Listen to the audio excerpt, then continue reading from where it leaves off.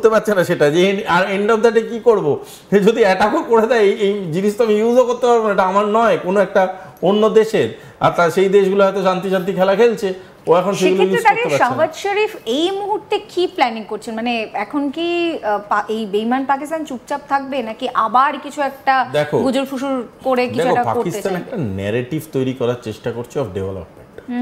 এই ন্যারেটিভটা সাংঘাতিক রকম ডেভেলপমেন্টের একটা ন্যারেটিভ। মানে আমি তোমাকে প্রেসক্রাইব করছি অ্যাজ এ প্রফেশনাল মানে person in media, please Pakistan media দেখো, কারণ তোমাদের ওয়ার্ক প্রেশার আছে, তো তোমরা দেখো, ইউ উইল ফিল রিল্যাক্সড। এরকম কেন, একটু যদি দু একটা এক্সাম্পল দিচ্ছি। পাকিস্তান নাকি এমন ফ্লাইট নিজেরা তৈরি করছে, সেই ফ্লাইটগুলো যে কোনো মুহূর্তে ইন্ডিয়া রাডার সিস্টেমকে তছনছ করে ভারতবর্ষে ঢুকে পড়তে পারে। এই নিয়ে দিনের পর দিন টকশো চলছে পাকিস্তানের মধ্যে, ঠিক আছে? এবার আমার কথা হচ্ছে, পয়েন্টটা এটা নয় যে মানে পাকিস্তান কেন ফ্লাইট তৈরি করছে, আর সেই ফ্লাইট তৈরি করতে কত টাকা খরচা হচ্ছে, সেই টাকাটা সে কোথা থেকে আনছে, বা তাদের সেই ফ্লাইট তৈরি করার ইনফ্রাস্ট্রাকচার আছে কি নেই। পয়েন্টটা হচ্ছে যে তুমি তো এটা বলতে পারো না যে আমাদের যেমন রাফেল কেনা হয়েছে, সেটা কি এই কারণে যে পাকিস্তানের উপরে গিয়ে বম্বিং করার জন্য? রাফেল কেনা হয়েছে আমাদের ডিফেন্স সিস্টেমটাকে স্ট্রং করতে চাইছি। তো টক ইন দ্যাট ফ্যাশন, ওরা জানেও না কোন নিউজটাকে কোন ন্যারেটিভে আমি পাস করাবো। ওরা একটা ফ্লাইট নিয়ে যখন কথা বলছে, ও বারবারই বলতে ভারতের উপরে আক্রমণ করার জন্যই ফ্লাইটগুলো আমাদের বানানো হয়েছে। অথচ if you talk of world media K5 নিয়ে একটা মন্তব্য করছে যে ইন্ডিয়া যেই মিসাইলস বা মিসাইল সিস্টেমটা নতুনভাবে তৈরি করছে, সেটা এতটাই পাওয়ারফুল যে it can any day hit Islamabad from India if it is launched. পয়েন্টটা হচ্ছে এটা ওয়ার্ল্ড মিডিয়া বলছে, এটা ইন্ডিয়ান মিডিয়া বলছে না। ইন্ডিয়ান মিডিয়ার মতো বলছে, কিন্তু ওয়ার্ল্ড মিডিয়া বলতে চাইছে যে তাদের এতটাই পাওয়ারফুল একটা জিনিস। শোনো, পাকিস্তানের বিদেশ মন্ত্রক, পাকিস্তানের ডিফেন্স মন্ত্রক কাকে কি বলে ডাকবে, কাকে কি বলবে, কোথায় কোন মঞ্চে দাঁড়িয়ে কোন কথা বলবে, সেই ম্যাচুরিটিটা তাদের এখন অবধি আসেনি। তো এবার তুমি কি করে এক্সপেক্ট করছো যে তারা একটা সেদিনকে স্টেটমেন্ট দিয়েছে, আশা করি সবাই তোমরা দেখেছো, যে 30 সেকেন্ড আমরা কি গো বুঝতে পারিনি। আচ্ছা, আমাদের কি উচিত ছিল যে টুইট করে যাওয়া? আমাদের কি উচিত ছিল অপারেশন সিঁদুরের এগেনস্টে, মানে অপারেশন সিঁদুর আমরা যা করবো সেটা কি বলে কয়ে গিয়ে করা উচিত ছিল? মানে we wanted to act on তোমার what has happened in Pahalgam. আমরা রিয়াকশন দেখেছি, রিটালিয়েশন করেছি, আমরা আমাদের মতো প্ল্যানিং এ রিটালিয়েশন করছি। তাহলে কি বয়ে করে গেলে তোমাদের ডিফেন্স সিস্টেম ভালো ছিল? আবার দেখুন, এই শাহবাজ শরীফের দেশে কিন্তু যুদ্ধবিরতি নিয়ে কান্নাকাটি করেছে। পয়েন্ট হচ্ছে যুদ্ধবিরতি খুব দরকারি একটা জিনিস ওদের কাছে ছিল, ভারতবর্ষের কাছে ছিল না। ভারতবর্ষ, আমি তোমাকে বলছি এত বড় একটা কথা আজকে চ্যানেলে, তোমাদের এই চ্যানেলে বসে, যে ভারতবর্ষ যদি আর 12 ঘন্টা অবধি এই তোমার সো কল্ড পিস কিপিং প্রসেসটা পিছিয়ে যেত না, তাহলে মানে করাচিতে আমাদের নেভি হ্যালো বলে দিত। আমি এত বড় কথা তোমাকে দাঁড়িয়ে বলছি যে অনেক বন্দরে নেভি ইন্টারভেইন করে যেত, এবং নেভি ইন্টারভেইন করা মানে কিন্তু it's a full fledged war in military discipline. তছনছ করে ছেড়ে দিত।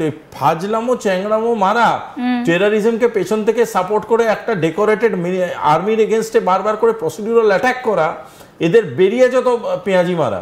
যদি এরা সত্যিকারের they knew that this was happening, যদি সত্যিকারের ওরা জানতো যে ভারতবর্ষ কতটা প্রিপেয়ার্ড, তাহলে এই ধরনের কাজকর্মের সাথে লিপ্ত। ওরা ভেবেছিল কি জানো তো, Bharatvarsha will not do this much.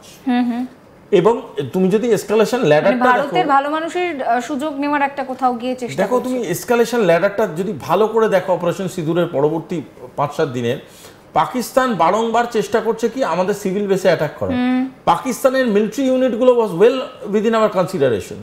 পাকিস্তানের বিভিন্ন যে হিটগুলো করা হয়েছে সেগুলো সব টেররিস্ট অর্গানাইজেশনসের মেন হেডকোয়ার্টার্সগুলোতে হিট করা হয়েছে। তো সেটা কারণটা কি? তার মানে Bharat was well prepared, well informed, well structured. Bharat জানে কোথায় তাদের কি অবস্থান ছিল, কোন কোন জায়গায় কি কি ইউনিট ছিল, এবং সেই বুঝে তারা অ্যাটাকগুলো করেছে। এবং সেই অ্যাটাকগুলো করার পরে তারা এতটাই মানে গোলমেলে হয়ে পড়েছে, তখন তারা শান্তি প্রক্রিয়ার মধ্যে ঢুকতে চেষ্টা করেছে, কারণ বুঝতে পেরেছে কতটা ভুল হয়ে গেছে। মানে দেখো, একটা জিনিস বুঝবে, কোনো মানুষকে গেজ করতে গেলে না, you should gauge him with the quality. মানে পাতলা গলা গলার স্বর পাতলা সচিন তেন্ডুলকারেরও লতা মঙ্গেশকরের। এবার লতা মঙ্গেশকর গান গায়, সচিন তেন্ডুলকার ক্রিকেট খেলে। এবার সচিন তেন্ডুলকারকে ক্রিকেট না খেলতে দিয়ে গান গাইতে দিলে, আর লতা মঙ্গেশকর ক্রিকেট খেলতে দিলে একই রকম প্রবলেম হবে। সো ইউ মাস্ট আন্ডারস্ট্যান্ড যে কোন মানুষটাকে কোন কাজে কোনভাবে আমি ইভ্যালুয়েট করব। ভারতকে ইভ্যালুয়েট করতে হবে ভারতের স্ট্রেংথ বুঝে, ভারতকে ইভ্যালুয়েট করতে হবে ভারতের গ্লোবাল প্রেজেন্স দিয়ে। ও ভারতকে ইভ্যালুয়েট করেছে কি হিসাবে? আমার প্রতিবেশী হিসাবে। আমার প্রতিবেশী হিসাবে আমি তাকে নেগোশিয়েট করছি, আমার প্রতিবেশী হিসাবে আমি ভাবছি আমি বিরাট কিছু। তোমাদের এই ভিডিওগুলো দেখে না আমার এই টিভিতে আমার প্রচণ্ড হাসি পেয়েছে। আমি কথা বলতে বলতে, না পাকিস্তান মার্চ করছে, পাকিস্তান যাচ্ছে, ট্রাস্ট মি পাকিস্তানের নিজস্ব যারা রেসপন্সিবল মিডিয়া আছে, they are looking for headlines to boost the Pakistan army. তারা বুঝতে পারছে না রিয়ালিজম কোথা থেকে আসবে। একটা কথা মানে একটা সোর্স মারফত একটা জিনিস জানতে পারছি, সেটা একটুখানি আপনার থেকে ভেরিফাই করতে চাইবো যে রাশিয়া তো ভারতের খুব ভালো বন্ধু, সময় অসময়ে সবসময় রাশিয়া ভারত একসঙ্গে বন্ধুত্ব চালিয়ে গিয়েছে।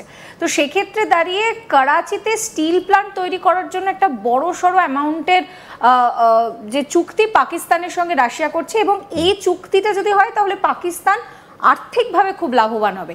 অপারেশন সিন্দুরের সময় যখন IMF এর থেকে পাকিস্তান ঋণ চেয়েছিল, ভারত কিন্তু তার বিরোধিতা করে, কারণ এই টাকাটা পেলে আবার সেই টেরোরিজমের ক্ষেত্রে ব্যবহার করবে। তো রাশিয়া কি সত্যি পাকিস্তানকে এইভাবে হেল্প করছে? এটার একটা মানে বাইফাকেশনস আছে, বিভিন্ন নেটওয়ার্ক বিভিন্ন রকম নিউজটা দিয়েছে, যদিও রাশিয়াও এক তরফ থেকে বলেছে এগুলো ফেক নিউজ। এবার এটা যদি ফেক নিউজ হয়, মানে পুরোপুরি ফেক নিউজ হয়, another classic by the Pakistan army media হয়, তাহলে কিন্তু জিনিসটা খুব অপমানসূচক। আর যদি এটা সত্যি হয়, আমি একটা কথা বিশ্বাস করি, সেটা হচ্ছে ভারতবর্ষ এখনো মনে করে যে পাকিস্তানকে উচিত নিজের ভালোটা বোঝা, সেটা যার হাত দিয়েই হোক না কেন, এবং তাতে টেররিস্টদের মেরে দাও, নিজস্ব একটা স্টেবল গভর্নমেন্ট ফর্ম করো। আমাদেরই একদিন আগে তো স্বাধীনতা পেয়েছো ভাই, তোমরা আজকে কোথায়, আমরা আজকে কোথায়? তো নিজের ইকোনমিটা দেখো, তোমাদের ইকোনমিক অবস্থা যা, তোমাদের যা জিডিপি, তার থেকে বেটার জিডিপি আমাদের মুম্বাইতে আছে, তার থেকে বেটার জিডিপি আমাদের গুজরাটে আছে। কি বোঝাতে চাইছি? উত্তরপ্রদেশ তোমাদের গিলে খেয়ে নেবে পয়সা করি যা আমাদের কাছে আছে। তো আমার তো পুরো ইন্ডিয়া, ভারতবর্ষ ফিউচার $1 ট্রিলিয়ন ভুলেই যাও তুমি। সো এই সব ফালতু বাজে কথা বলে, মানে কোনো রকম কোনো কিছু না বলে, যদি ডেভেলপমেন্টটাকেই মনে করো যে is the root, do development. আমি তো বলছি ভারতবর্ষ কোনোদিনই কোনো দেশের ডেভেলপমেন্টের পথে কাটা হয়নি। Make sure that it is a real time development. ওই যে দরজা বন্ধ করে পড়তে বসে বয়ফ্রেন্ডের সাথে ফোনে লুকিয়ে গল্প করা ছাড়ো। পরিষ্কার কথা, যদি সত্যি তোমাকে পড়াশোনা করতে হয়, দরজা বন্ধ করে পড়াশোনা করো। সত্যি যদি প্রেম করতে হয়, ফোনের একদম চিৎকার করে প্রেম করো। দুটো একসাথে করা চলবে না। একদিকে তুমি তোমাদের টেরিটরির ভিতরে টপ লেভেল টেররিস্ট লিডারদেরকে তুমি আস্তানা দিয়ে রেখে দিও,